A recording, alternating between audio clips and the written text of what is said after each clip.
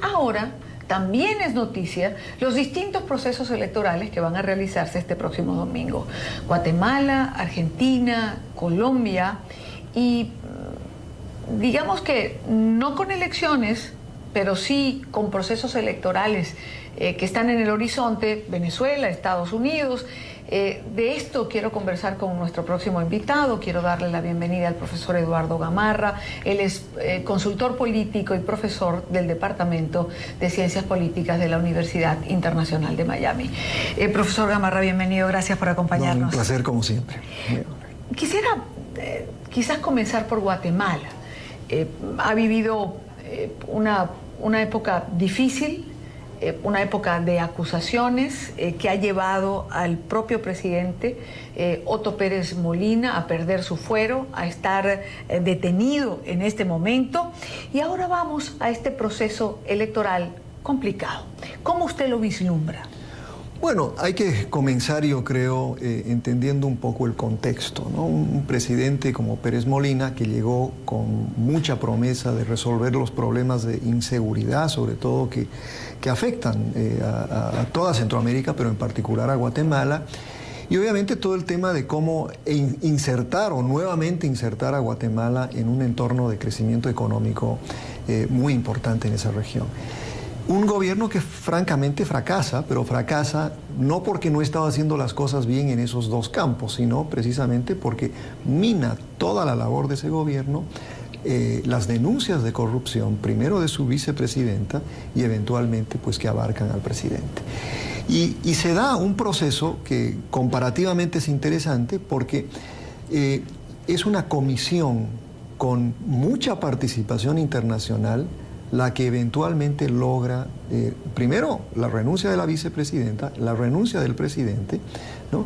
Y que hoy ambos están presos y que ambos van a ser procesados por acusaciones muy severas de corrupción. Entonces, no, yo creo que vale la pena preguntarse, ¿no?, por qué en otros países donde la corrupción es tan aguda no se logra llegar a estos niveles, pero acá, con la presencia de una organización internacional, Naciones Unidas, una presión de Estados Unidos, etcétera, sí se logra hacer algo, ¿no? Entonces es un contexto muy complicado, muy complejo, sí, en el cual se desarrolla una primera vuelta, ¿no? Una primera vuelta donde básicamente gana el candidato más conservador y que hoy lidera las encuestas, ¿no?, en torno a la segunda vuelta que se lleva a cabo el 25. Que además es un candidato que representa la antipolítica, es decir, es un comediante. Y digamos que también está, pues, Sandra Colón, la ex esposa del expresidente, porque llegaron al divorcio para participar en este proceso electoral. Pero ese candidato que representa la antipolítica, entendemos que hay un cansancio, digamos, en nuestras sociedades, pero nos ha costado tan caro la antipolítica, profesor. No, evidentemente, es decir, en toda la región los que eran la antipolítica hoy son pues los presidentes y están en la presidencia por muchos años, ya décadas, ¿no? La antipolítica es algo bueno, inclusive podemos volver a hacer.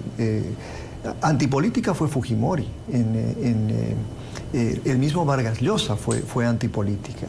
Este tema de la antipolítica creo que tiene más importancia de lo que uno piensa, pero en términos históricos. Acá mismo en Estados Unidos, todos los que están, o sea, Trump es antipolítica, sí, pero también Obama lo fue antipolítica, ¿no? Entonces, en ese sentido creo que no es un tema coyuntural, al contrario, es un tema que viene de muchísimos años, ¿no? Es muy fácil hacer, digamos, política en contra de los que están en el poder. Y muchos que han estado en el poder durante mucho tiempo, ¿no?, hacen campaña autocalificándose como si fueran outsiders o desde afuera.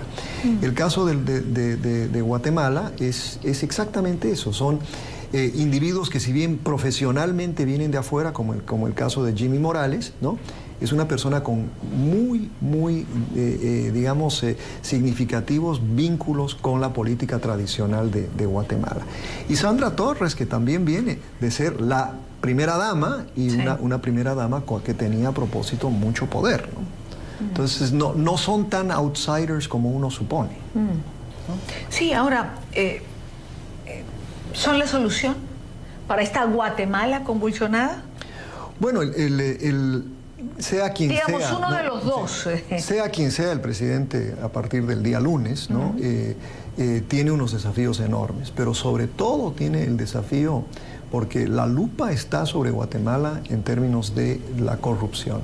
Claro. El próximo gobierno va a tener que ser calificado como el gobierno más transparente, ¿no? O sea, yo creo que el enfoque del próximo gobierno, sea quien sea, va a tener que ser cómo establecer mecanismos institucionales para asegurarse que no se repita lo del pasado. Claro. Mecanismos institucionales y recuperar la ética, ¿no? Profesor Gamarra, la ética es lo que se ha perdido en la política, es decir, cuando vamos revisando cada uno de los casos de la región y otros, es que la ética se nos quedó en alguna parte que no sabemos exactamente dónde. Bueno, pero yo creo que es importante partir de la ética funciona dentro de un contexto institucional, porque cuando uno simplemente ve la política como una cuestión de ser moral o ser ético, claro, o no ser ético, claro, si no hay un entorno institucional que obligue a los actores a comportarse de una manera, es muy difícil, ¿no? Y si uno ve el complejo contexto regional, por ejemplo, las acusaciones de corrupción que existen contra el gobierno del presidente Maduro en Venezuela o en Brasil, que es el caso más extremo, y con mucha institucionalidad. Sin embargo, cuando no hay un entorno de separación de poderes real, es muy difícil llegar, y es más, la ética, incluso el discurso anticorrupción, se ha convertido en un discurso muy político. Todos estos personajes han sido candidatos de la anticorrupción. Y luego de algunos años vemos que al final el comportamiento es exactamente el mismo. ¿Por qué? Porque no existen los mecanismos institucionales capaces de llevarnos al próximo nivel, ¿no? Revisemos Argentina. Más de una década, prácticamente 14 años de kirchnerismo en la Argentina. En un momento se pensó que podía quedarse atrás o quedarse de lado, pero las encuestas no señalan lo mismo. ¿Seguirá de alguna manera el peronismo rigiendo los destinos de Argentina? Bueno, la Argentina es un país que ha sido peronista, un país peronista, quizás el mismo Juan Perón decía en algún momento, peronistas somos todos, ¿no? Eso creo que ilustra un poco lo que estamos viendo en la Argentina en este mismo momento. 2 de los 3 candidatos son en realidad del partido peronista, ¿no? Sergio Massa, que va en tercer lugar, que es un disidente del peronismo, y Scioli, que es una persona que es la continuidad de Cristina, ¿no? Pero creo que hay que entender el contexto argentino desde la siguiente óptica. El kirchnerismo sacó a la Argentina de una profunda crisis, ¿no? Luego de varios años de menemismo, ¿no? En algún momento hablábamos de menemismo y la continuidad del menemismo, o sea, es la repetición del problema, y Menem era también peronista, ¿no? Entonces, es un peronismo menemista que es reemplazado por otro menemismo en vez de ser una cuestión institucional, otra vez una cuestión absolutamente personalista. Pero en la Argentina, esta resolución de la crisis lleva pues a momentos que los argentinos todavía piensan que han sido buenos años bajo la señora Kirchner y bajo Néstor Kirchner. Se recuperó la economía, tuvieron años importantes de exportaciones muy importantes, especialmente hacia el Asia, inversión, etcétera, etcétera, y gran corrupción también, ¿no? Y sin embargo, lo que vemos hoy en día, el que lidera las encuestas y el que probablemente va a ganar el domingo es el señor Scioli. Y eso refleja, primero, este hecho de que el país es peronista, por una parte, y segundo, que la percepción es que lo ha hecho bien el peronismo, que lo ha hecho bien la señora Kirchner, que no es necesariamente la percepción que se tiene de afuera de la Argentina, ¿no? Y obviamente también hay un sector, por ejemplo, el señor Macri, la opción, la alternativa, ¿no? Que representa a una proporción alta de la población que está cansada del peronismo, que quieren una alternativa, ¿no? Pero que es más del 50% de la población. Pero como no van a llegar a ganar en primera vuelta ni uno de los candidatos, en la segunda vuelta, si se da una segunda vuelta, yo creo que, dadas las encuestas últimas, que va a ser muy difícil para que la oposición argentina gane el poder. Repasemos o vayamos a Colombia. Hay elecciones no presidenciales, hay elecciones regionales, alcaldes, gobernadores, pero con la importancia de que estas autoridades locales van a ser finalmente las que manejen el post-conflicto de firmarse un acuerdo de paz definitivo. Y, digamos, como ha ocurrido en los últimos tiempos en esta polarización que también alcanzó Colombia, digamos que dos fuerzas, ¿no? Las del gobierno y el foco de oposición, que finalmente es el Centro Democrático, que es el partido del expresidente, hoy senador Álvaro Uribe Vélez. Bueno, son elecciones en un país polarizado, son elecciones a nivel local en un país polarizado, y son elecciones en las que el oficialismo tiene las de ganar, especialmente en ciudades importantes, ¿no? Pero no así en Bogotá, ¿no? Sí. Y en Bogotá es muy interesante porque lo que viene de atrás es la memoria de una buena gestión de un alcalde de hace ya muchos años, ¿no? Enrique Peñalosa. Claro, que además recibe el apoyo de otro exalcalde de hace muchos años, que también lo hizo, manejó la ciudad, digamos, gerenció la ciudad bastante bien, que es Santana Mocos. Exacto. Pero en Bogotá en particular hay una memoria de la eficiencia de esos dos gobiernos, ¿no? De una buena gestión que fue sucedida por varios gobiernos municipales muy politizados que representaban la llegada de una izquierda democrática al poder, pero que no fueron muy buenos gestores a nivel de municipio, porque, por ejemplo, ese mismo partido tuvo a Navarro Wolf de gobernador, ¿no?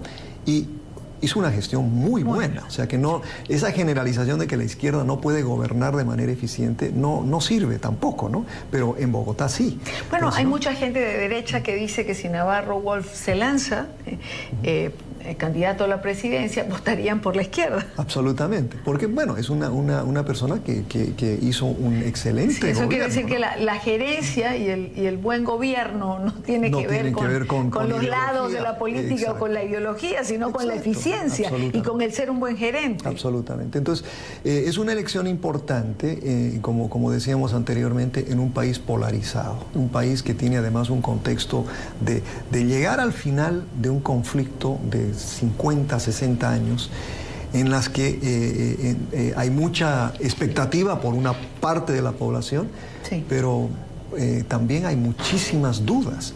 Entonces, este proceso electoral, de alguna manera, presenta estos dos lados en una competencia electoral. Claro. Y creo que vamos a tener, a lo largo y ancho de Colombia, vamos a tener, en los nuevos gobernantes a nivel local, vamos a tener esa polarización muy bien reflejada. Profesor Gamarra, quiero, si bien no hay elecciones en los dos países que mencioné, quiero un comentario suyo, quiero un comentario en relación a Venezuela, elecciones parlamentarias el próximo 6 de diciembre. Por primera vez las encuestas prácticamente coinciden todas en los puntos que ha perdido el gobierno de Nicolás Maduro, y cuando hablo de puntos hay quien señala hasta 30 puntos netos en el transcurso de los últimos meses. Ahora, ¿esto garantiza que la oposición tenga una asamblea robusta? Porque también entonces hay los cambios de circunscripción, los cambios que organiza el ente electoral, que pueden ser más votos pero menos diputados por la magia electoral que se produce en Venezuela, pero ¿cómo lo percibe? Bueno, si fuera una situación en cualquier otro país con los números que reflejan las encuestas, uno diría que la oposición va a ganar, que la oposición va a ganar por goleada, ¿no? Pero Estamos hablando de una Venezuela en un momento muy particular de su historia, con un gobierno y un proceso que no necesariamente ha sido caracterizado por transparencia en procesos electorales, ¿no? Y además en un contexto donde hay una oposición que, si bien tiene las de ganar, es una oposición bastante desorganizada y una oposición que no ha sabido verdaderamente articular una posición conjunta, ¿no? Para pues, sí, sellar una cara única, Exacto. una fuerza única que motive al país en general a asistir a esas elecciones, a convertir en un voto real y efectivo ese porcentaje que vemos de favorabilidad a participar. Y lo que caracteriza al gobierno venezolano es la capacidad en elecciones, lo hemos visto a lo largo de los últimos 15 años, la capacidad de llevar a su gente a votar el día de las elecciones, ¿no? Que no es fraude, es participación, puede ser participación compulsiva, pero es participación. Obligada, lo que sea, pero lo que cuenta al final es el voto, ¿no? Claro. Y ahí yo creo que la reflexión más importante, yo creo que tenemos que hacernos en América Latina, es que hemos definido democracia como elecciones.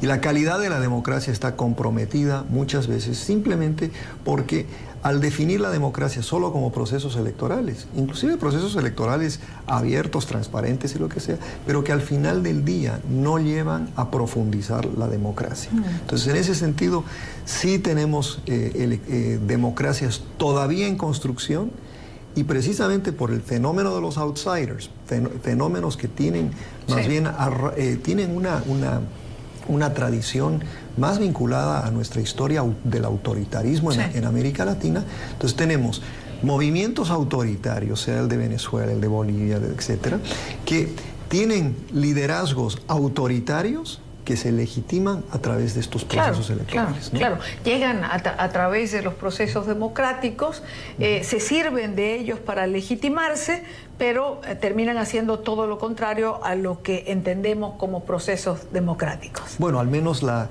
institucionalidad en todos los países que hemos estado hablando se ha comprometido, ¿no? Porque lo que vale son los individuos, ¿no? Los individuos que se reeligen y se reeligen y se reeligen, y las instituciones, ¿no?, que no tienen ninguna fortaleza, ¿no? Entonces, bueno, no tienen independencia. Al no tener independencia no pueden actuar de una forma objetiva para equilibrar, digamos, el poder que manejan estos mandatarios. No quiero dejarle ir sin que hagamos algún comentario en relación a Estados Unidos y a las precampañas. Del lado republicano, igual la antipolítica en los, digamos, dos precandidatos que lideran, y del lado demócrata comentar que hoy precisamente el vicepresidente John Biden ha dicho que no va a participar como precandidato en esta carrera, digamos, hacia la consolidación de una cara que representa al Partido Demócrata. Bueno, este ha sido un proceso electoral inusual precisamente por las primarias, que todavía no las hemos tenido una cantidad de encuestas, ¿no?, enormes, que han caracterizado un proceso republicano extraordinariamente interesante desde el punto de vista mediático, pero fatal para el Partido Republicano, ¿no? Dominado por personajes, los famosos outsiders, ¿no? Los tres outsiders que están y que tienen un discurso completamente antipolítico, ¿no? Y coincido contigo que en el sentido de que ese movimiento antipolítica es muy peligroso para la democracia, incluyendo en este país, porque lo estamos viendo en el Partido Republicano. El Partido Republicano está en un problema muy serio, especialmente si el proceso de primarias culmina con la elección de uno de los outsiders, ¿no? Y si es el señor Trump, muy, muy difícil. Pasando al Partido Demócrata, el Partido Demócrata ha revelado o ha demostrado una madurez institucional muy importante, incluyendo el debate hace poco, ¿no?, donde se vio que si bien hay diferencias, son diferencias en política pública más que nada, y también vemos, ¿no?, una decisión yo creo que de un individuo que es muy popular, que ha sido muy popular, ha sido muy querido en este país, pero que no ha tenido suerte electoral, más que ganando como su distrito como senador. Pero en las veces que él quiso ser presidente no llegó a tener grandes digamos, apoyos en procesos primarios del Partido Demócrata. Hoy, ¿no?, es una especie de reserva, digamos, dentro del partido muy importante. Y el ingreso de él iba a crear una situación muy incómoda institucionalmente hablando en el Partido Demócrata.